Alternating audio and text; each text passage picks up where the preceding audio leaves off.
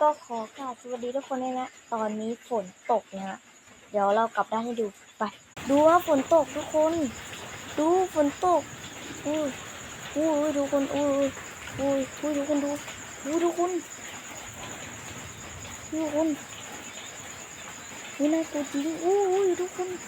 อุ้ยบ้านว่าใครฝนตกบ้างนะที่นครพนมฝนตกนะฮะมีโอ้โหดูคนอู้ดูเสียงโอ้มาดังภาพมาดังเสียงเลยนะเดี๋ยวเราขอไปถ่ายข้างในก่อนนะรู้สึกว่ามันจะปลอดภัยกว่ารู้สึกว่ามันจะปลอดภัยกว่าเยอะเลยดูฮะนี่ฮะดูฮะโหฝนตกเลยนะโอ้โหทุกคนดูว่าตอนที่เราตอนที่เราไม่ได้ถ่ายคลิปแลบดุกว่านี้นะแบบดุดันไม่เกรงใจใครบาย